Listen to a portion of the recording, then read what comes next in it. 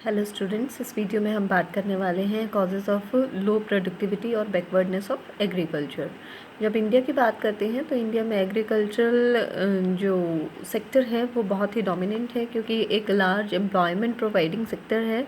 लेकिन national income में यदि आप एग्रीकल्चर का कंट्रीब्यूशन देखेंगे तो वो काफ़ी कम देखने को मिलता है। और ऐसा क्यों है कि एक ह्यूज पॉपुलेशन इसमें इन्वॉल्व होने के बावजूद भी नेशनल इनकम में कंट्रीब्यूट कम कर पाती है, क्योंकि एग्रीकल्चरल जो स्ट्रक्चर है हमारा, जो कंडीशंस हैं, वो कहीं ना कहीं बैकवर्डनेस को दिखाती हैं एग्रीकल्चर के। अब ये एग्रीकल्चरल डेवलपमेंट होना चाहिए, लेकिन एग्रीकल्चरल डेवलपमेंट 3 चीज़ों पर डिपेंड करता है: ह्यूमन फैक्टर्स, इंस्टीट्यूशनल फैक्टर्स और टेक्निकल फैक्टर्स पर। अब ह्यूमन फैक्टर्स होते हैं जो ह्यूमन की एफिशिएंसी को इंक्रीज़ करने से रिलेटेड होते हैं, जैसे ट्रेनिंग, एजुकेशन की बात करें। इंस्टीट्यूशनल फैक्टर्स क्या होते हैं? जो कल्टीवेटर्स और ऑनर्स ऑफ लैंड के रिलेशनशिप को डिफ़ाइन करते हैं, और अच्छा रिलेशनशिप आपकी एग्रीकल्चर को और प्रमोट कर सकता है। टेक्निकल फैक्टर्स की यदि आप बात करें तो जो भी टेक्निक्स हम यूज़ करते हैं, मेथड्स यूज़ करते हैं कल्टीवेशन के लिए, वो टेक्निकल फैक्टर्स में काउंट होते हैं। बारी बारी हम इन फैक्टर्स की बात करेंगे कि किस तरीके से बैकवर्डनेस में ये फैक्टर्स इंडिया में कंट्रीब्यूट कर रहे हैं एग्रीकल्चर के लिए। पहले हम ह्यूमन फैक्टर्स की बात करते हैं। ह्यूमन फैक्टर्स की यदि हम बात करें, सबसे पहला और बड़ा इशू क्या है? Pressure of population on land. Population हमारे यहाँ पर बहुत ह्यूज है, और इसी के कारण आपका एग्रीकल्चर है जो इंडिया में, वो बैकवर्ड पाया जाता है, क्योंकि ज़्यादातर लोग एग्रीकल्चर पर ही डिपेंड करते हैं एम्प्लॉयमेंट के लिए, और वो लोग किसी तरीके से कोई कंट्रीब्यूशन नहीं कर रहे होते, बल्कि आपकी एग्रीकल्चर की यदि आप बात करें और एम्प्लॉयमेंट के लिए वो काम करते हुए दिखाई देते हैं। डिस्गाइज्ड अनएम्प्लॉयमेंट की प्रॉब्लम वहाँ पाई जाती है। इसी के साथ प्रॉब्लम क्या पाई जाती है कि पर कैपिटल अवेलेबिलिटी जो है वो एग्रीकल्चरल लैंड की, वो कम होती चली जाती है, क्योंकि हमारे यहाँ पर उत्तराधिकार का सिस्टम पाया जाता है, जिसमें पॉपुलेशन आपके आगे फर्दर पिता से पुत्र को चली जाती है, और इस तरीके से लैंड सब डिवाइड होता चला जाता है। और इस स्मॉल लैंड होल्डिंग के साथ आप बेहतर प्रोडक्शन और प्रोडक्टिविटी की उम्मीद नहीं कर सकते। दूसरा फिर है सोशल एटमॉस्फेयर। सोशल एटमॉस्फेयर की यदि बात करें तो इंडिया के जो आप फार्मर्स हैं वो ज़्यादा लिटरेट नहीं हैं, उनको ज़्यादा टेक्निक्स और की जानकारी नहीं है। इसके साथ साथ वो भाग्य पर भी बहुत ज़्यादा भरोसा करते हैं कि जो भाग्य में होगा वो हो जाएगा। कास्टिज्म जैसी जो प्रॉब्लम है वो एग्जिस्ट करती हैं आपके यहाँ, और छोटी छोटी बातों पर किसान जो हैं वो आपस में झगड़ते रहते हैं, जिसके कारण उनका जो पैसा है कमाया हुआ वो भी और उसके साथ साथ बहुत सारा टाइम भी लिटिगेशंस पर खर्च कर देते हैं, जो कि वो एग्रीकल्चरल डेवलपमेंट पर खर्च कर सकते थे। दूसरा आप बात करते हैं इंस्टीट्यूशनल फैक्टर्स की। इंस्टीट्यूशनल फैक्टर में सबसे पहले हम बात करेंगे स्मॉल साइज़ ऑफ फार्म्स की। हमारे यहाँ पर इंडिया में अगर फार्म की बात करें तो होल्डिंग का जो साइज़ है ऑन एन एवरेज वो 1.15 हेक्टेयर्स है, और ये बहुत ही स्मॉल साइज़ है, लेस देन 2 हेक्टेयर आप कह रहे हैं।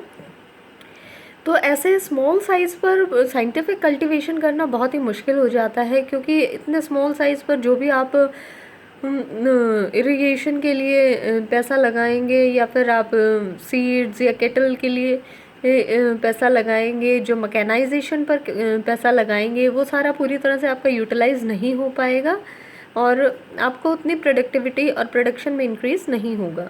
Land tenure system.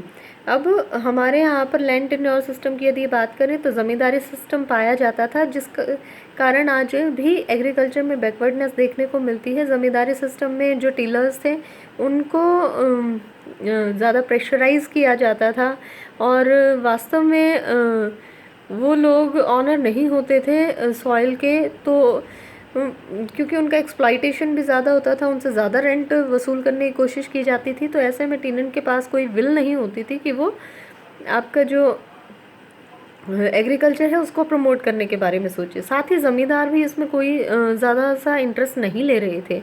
अब जब टिलर किसी तरीके का इंटरेस्ट नहीं लेगा, जिसको वो सॉइल पर एग्रीकल्चर करनी है, और ज़मींदार जो उसका मालिक है वो भी कोई इंटरेस्ट नहीं लेगा, तो ऐसे में आपकी जो एग्रीकल्चर की पोजीशन है वो इम्प्रूव नहीं हो सकती। फिर तीसरा आता है technical factors. Inadequate irrigation facilities, जो आपकी इरिगेशन की फैसिलिटीज़ थी एग्रीकल्चर के लिए, वो भी कम्प्लीटली पूरी तरह से नहीं पाई जाती हैं इंडिया में, क्योंकि इंडिया में ज़्यादातर जो हिस्सा है एग्रीकल्चरल लैंड का वो आपका मॉनसून्स पर डिपेंड करता है, और परमानेंट इरिगेशन की फैसिलिटीज़ अभी तक नहीं प्रोवाइड की गई हैं। ऐसे में यदि मानसून अच्छा होगा तो फसल अच्छी होगी, अगर नहीं होगा तो फसल बुरी होगी। और ओल्ड एग्रीकल्चरल इम्प्लीमेंट्स, किसान जो यूज़ कर रहे हैं वो पुराने मेथड्स यूज़ कर रहे हैं, वुडन प्लॉज यूज़ कर रहे हैं, और मॉडर्न और एफिशिएंट टेक्नोलॉजी से वो अभी तक दूर हैं और उसको पूरी तरह से यूटिलाइज़ नहीं कर रहे हैं, जिसके कारण भी आपके प्रोडक्शन कम होता है। ओल्ड मेथड ऑफ कल्टीवेशन, यानी कि आप कन्वेंशनल मेथड्स के अकॉर्डिंग चल रहे हैं, जनरली आप एक ही तरह की फसल बार बार उगा रहे हैं, रोटेशन नहीं कर रहे हैं फसलों का, जिसके कारण ज़मीन में जो उपजाऊ क्षमता है वो एक ही फसल के इस रिक्वायरमेंट के अकॉर्डिंग एक ही तरह के न्यूट्रिएंट्स बार बार निकलने से कम हो जाती है। इनएडुकेट यील्डिंग वैरायटी सीड्स, जो आपके हाई यील्डिंग वैरायटी सीड्स हैं वो भी कम हैं, और जितने भी हैं उनको नॉर्मली जो छोटे किसान हैं वो अफोर्ड नहीं कर सकते हैं, बहुत समय में वो अवेलेबल भी नहीं होते हैं जो कि आपकी प्रोडक्टिविटी को इंक्रीज़ कर सकते हैं। शॉर्टेज ऑफ मैन्योर्स, अब जो मैन्योर है वो बहुत ही इम्पॉर्टेंट है किसी भी एग्रीकल्चरल लैंड की प्रोडक्टिविटी को बढ़ाने के लिए, लेकिन फार्मर्स इन मैन्योर्स को जुडिशियस यूज़ नहीं कर पाए हैं। केमिकल जो फर्टिलाइज़र्स हैं वो एक्सपेंसिव हैं और मोस्टली अब्रोड से इंपोर्ट किए जाते हैं, ऐसे में स्मॉल फार्मर्स इनको यूज़ नहीं कर पाते। साथ में जो आपका काऊ डंग है जो कि एक इम्पॉर्टेंट सोर्स ऑफ मैन्योर है, वो भी इंडिया में अब फ्यूल के लिए ज़्यादा यूज़ किया जाता है, तो मैन्योर्स की शॉर्टेज रहती है एग्रीकल्चरल लैंड के लिए।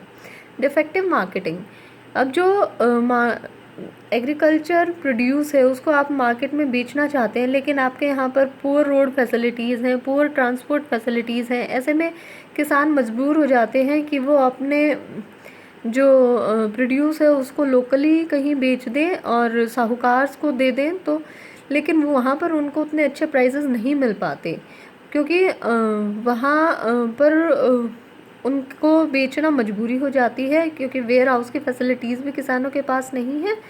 Disease of crops and paste, अब बहुत ज़्यादा प्रॉब्लम किस तरह की भी देखने को मिलती है कि किसी भी फसल में कई बार बहुत बीमारी फैल जाती है, मंकीज़ के कारण, रेट्स के कारण, इंसेक्ट्स और पेस्ट के कारण, जिसके कारण सारा जो आपका फसल है वो कम्प्लीटली बर्बाद हो जाती है। वीक कैटल, अब यहाँ पर हमने कहा कि जो मैकेनाइजेशन है वो कम पाया जाता है, मॉडर्न टूल्स कम इम्प्लीमेंट किए जाते हैं, कैटल्स यूज़ किए जाते हैं एग्रीकल्चरल प्रोडक्शन के लिए। ऐसे में जो केटल यूज़ किया जाता है वो भी कैसा है, अच्छी क्वालिटी का नहीं है, बल्कि वीक है, और ऐसे वीक केटल को मेंटेन करने में भी आपको बहुत ज़्यादा खर्चा आता है, और इस खर्चे से आपकी एग्रीकल्चरल प्रोडक्शन की जो कॉस्ट है वो बढ़ जाती है। डिफेक्ट ऑफ सॉइल, अब यहाँ इंडिया में जो सॉइल की क्वालिटी है वो पुअर पाई जाती है, इसके वाटर लॉगिंग के कारण, सैलिनिटी के कारण जो ज़मीन में नाइट्रोजन और मॉइस्चराइज़र होना चाहिए उनकी डेफिशिएंसी हो जाती है, तो ऐसे में ये सॉइल एग्रीकल्चरल लैंड के प्रोडक्शन के लिए अच्छी साबित नहीं होती। लैक ऑफ क्रेडिट फैसिलिटीज़ भी रूरल एरियाज़ में पर्टिकुलरली काफ़ी कम देखने को मिलती हैं। बैंक्स की ब्रांचेस ही नहीं होती हैं, और होती हैं तो वहाँ भी बहुत सारा पेपर वर्क करना पड़ता है जो किसानों के लिए मुश्किल होता है, और लोन लेना इतना आसान नहीं होता, और उसमें भी आपके कंपैरेटिवली रिच फार्मर्स को ज़्यादा प्रेफरेंस मिलती है। ऐसे में जो छोटे और गरीब किसान हैं वो महाजन और साहूकार पर डिपेंड करते हैं, और वहाँ से उनको उधार लेना पड़ता है, जिसके लिए उन्हें एक ह्यूज रेंट प्रोवाइड करना पड़ता है, और वो कहीं ना कहीं उस कर्ज के बोझ के तले दबे चले जाते हैं। Inadequate availability of electricity, India में इलेक्ट्रिसिटी की बड़ी प्रॉब्लम देखने को मिलती है, और जो इलेक्ट्रिसिटी है वो पूरी तरह से आती नहीं है, इरेगुलर उसकी सप्लाई रहती है। ऐसे में आपको यदि ट्यूबवेल चलाना है तो आपको डीजल को यूज़ करना पड़ता है, और वो आपके लिए कंपैरेटिवली कॉस्टली पड़ता है। Inadequate communication infrastructure. अब हमारे यहाँ पर कम्युनिकेशन इंफ्रास्ट्रक्चर की बड़ी प्रॉब्लम है, क्योंकि हम इंफॉर्मेशन को एक स्थान से दूसरे स्थान पर इजीली कम्युनिकेट नहीं कर पाते हैं। और ऐसे में यदि किसानों को इंफॉर्मेशन नहीं अवेलेबल होगी गुड क्वालिटी ऑफ सीड्स के बारे में, इनपुट्स के बारे में, मॉडर्न मेथड्स ऑफ कल्टीवेशन के बारे में, तो किसान उन चीज़ों को यूटिलाइज नहीं कर पाएंगे। और एक तरफ सरकार ई ट्रेडिंग को भी प्रमोट करने की कोशिश कर रही है, लेकिन किसान क्योंकि इलिटरेट हैं तो उस चीज़ का फ़ायदा नहीं उठा पाते। अब बात आती है कि क्या क्या उपाय किए जा सकते हैं इस बैकवर्डनेस को दूर करने के लिए। पहली चीज़ देखिए, जब भी हम सजेशंस की बात करते हैं, रेमेडीज़ की बात करते हैं, तो हम बात करते हैं कि जो प्रॉब्लम्स हैं उनको रिमूव कर दिया जाए तो अपने आप सिचुएशन ठीक हो जाएगी। तो प्रॉब्लम क्या थी कि लेस ऑफ आपका जो प्रेशर था पॉपुलेशन का वो ज़्यादा था। ऐसे में आप क्या करेंगे रेमेडीज़ में कि लेस कर दीजिए पॉपुलेशन के प्रेशर को, यानी कि आपका जो पॉपुलेशन कम्प्लीटली एग्रीकल्चर पर डिपेंड कर रहा है आप उसको शिफ्ट कर सकते हैं टूवर्ड्स द इंडस्ट्रीज़, ताकि आपके जो एग्रीकल्चर का प्रोडक्शन है वो भी बना रहे और आपकी जो डिस्गाइज्ड अनएम्प्लॉयमेंट की प्रॉब्लम है, छिपी हुई बेरोज़गारी की, वो भी सॉल्व हो सके और ऐसी पॉपुलेशन इंडस्ट्रीज़ में कंट्रीब्यूट करके आपकी इनकम, नेशनल इनकम में ज़्यादा कंट्रीब्यूशन कर सके। इरिगेशन की फैसिलिटीज़ डेवलप कीजिए। हम कह रहे थे कि हमारे जो इंडिया में लैंड है वो एग्रीकल्चरल वो कम्प्लीटली मानसून के भरोसे है। मानसून अच्छा होगा तो फसल अच्छी होगी, अदरवाइज़ नहीं होगी। तो ऐसे में ज़रूरत क्या है कि परमानेंट इरिगेशन की फैसिलिटीज़ को डेवलप करना चाहिए। जैसे नहरें हैं, ट्यूबवेल्स हैं, वो ज़्यादा से ज़्यादा होने चाहिए। फिर मैकेनाइजेशन करना चाहिए कि ओल्ड मेथड से काम नहीं चलेगा। एग्रीकल्चर को यदि इम्प्रूव करना है, प्रोडक्टिविटी को यदि इम्प्रूव करना है, तो हमें प्रॉपर आपके अरेंजमेंट्स करने होंगे कि ताकि जो मॉडर्न टूल्स हैं उनको आप इम्प्लीमेंट कर सकें और उनको आप ज़्यादा से ज़्यादा यूज़ कर सकें। उनके बारे में अवेयरनेस फैलानी होगी। उनको ज़्यादा से ज़्यादा प्रोविज़न करने के लिए एग्जीबिशंस को अरेंज करना होगा। साइंटिफिक कल्टीवेशन, यानी जो कल्टीवेशन हो वो कैसे हो, साइंटिफिक मेथड से हो, यानी कि आप पुराने ढर्रे पर ना चलें, एक ही तरह की फसल को ज़्यादा ना उगाएं, बल्कि रोटेशन ऑफ क्रॉप्स करें। साथ ही आप अच्छे फर्टिलाइज़र्स, मॉडर्न टेक्निक्स को यूज़ करें और जो रिसर्च हो रही है क्रॉप्स पर आपको उनके बारे में भी पता होना चाहिए ताकि आप उनका फ़ायदा उठा सकें। किसान जो अच्छे से अच्छे टेक्निक्स यूज़ करके आपका अच्छा प्रोडक्शन कर रहा है, प्रोडक्टिविटी को इन्हांस कर रहा है, उनको अवार्ड्स देने चाहिए। गुड क्वालिटी ऑफ सीड्स, जो सीड्स हैं यदि वो अच्छी क्वालिटी के नहीं होंगे तो प्रोडक्शन की हम अच्छी उम्मीद कर ही नहीं सकते। तो हमें ज़रूरत है कि किसानों को हम ज़्यादा से ज़्यादा नॉलेज प्रोवाइड करें regarding the different varieties of seeds जो कोऑपरेटिव सोसाइटीज़ के थ्रू बेचे जा रहे हैं। और इसके अलावा जितने भी सीड्स हैं उनका प्रोविज़न करना चाहिए कि वो कोऑपरेटिव सोसाइटीज़ के थ्रू किसानों को कंसेशनल रेट्स पर बेचे जा सके। यूज़ ऑफ मैन्योर, अब एजुकेटेड फार्मर्स जो हैं उनको हमें अवेयर करना होगा कि वो ग्रीन मैन्योर की तरफ ज़्यादा से ज़्यादा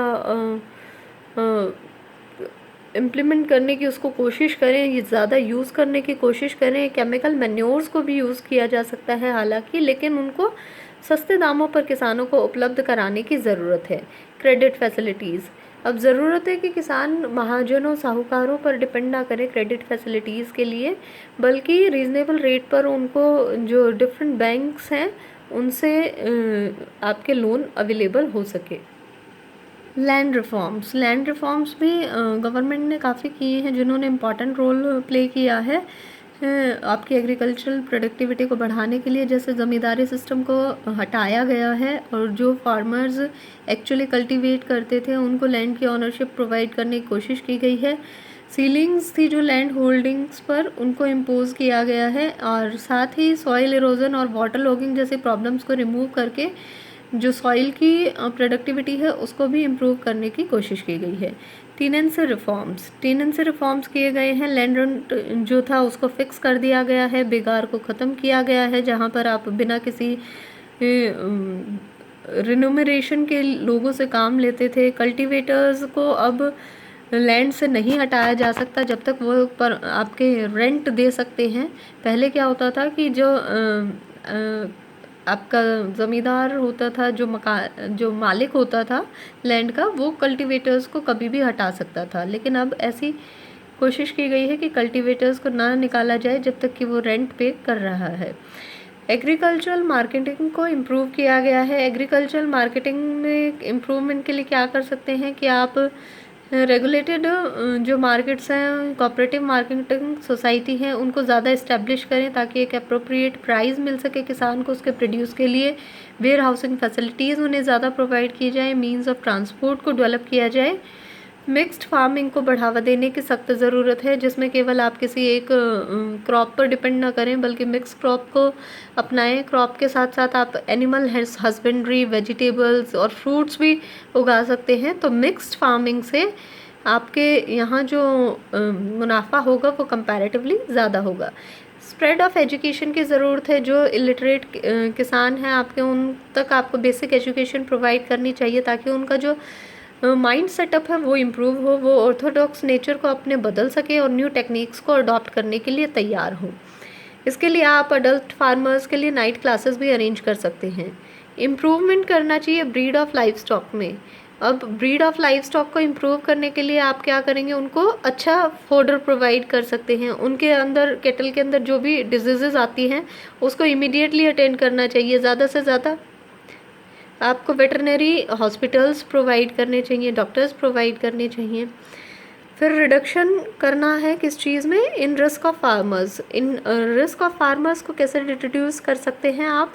देखिए, सबसे बड़ी प्रॉब्लम क्या थी कि इरिगेशन की फैसिलिटीज़ नहीं थी। अनसर्टेन रेनफॉल के कारण आपको प्रॉब्लम देखने को मिलती है एग्रीकल्चरल प्रोडक्शन में। इसके साथ कि कोई बीमारी आ जाती है, बाढ़ आ जाती है, तो भी आपका जो प्रोडक्शन है वो बुरी तरह से प्रभावित होता है। ऐसे में किसान के रिस्क को कवर करने के लिए क्रॉप इंश्योरेंस को चलाया जाना चाहिए। इंसेक्टिसाइड्स और पेस्टिसाइड्स के यूज़ को भी इनकरेज किया जाना चाहिए ताकि आप इंसेक्ट्स और पेस्ट के थ्रू जो बीमारियां फैल रही हैं उनसे अपने क्रॉप को बचा सके।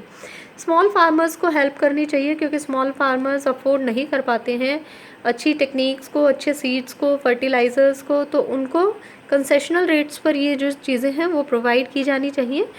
प्राइस स्टेबिलिटी एक इम्पॉर्टेंट इशू है क्योंकि मान लीजिए आप एक तरफ बात कह रहे हैं कि ग्रीन रेवोल्यूशन आपको देखने को मिली, आप दूसरी तरफ ये कह रहे हैं कि ग्रीन रेवोल्यूशन से प्रोडक्शन और प्रोडक्टिविटी बढ़ी। लेकिन इस प्रोडक्टिविटी के कारण ऐसा नहीं होना चाहिए कि प्रोडक्शन बढ़ गया, सप्लाई साइड बढ़ गई है तो जो प्राइजेज़ हैं किसानों को वो उनके उचित ना मिले। ऐसे में गवर्नमेंट की रिस्पॉन्सिबिलिटी है कि वो एक जो बढ़िया प्राइस है किसान के लिए, रीज़नेबल प्राइस है उनके प्रोड्यूस के लिए, उसको फिक्स करें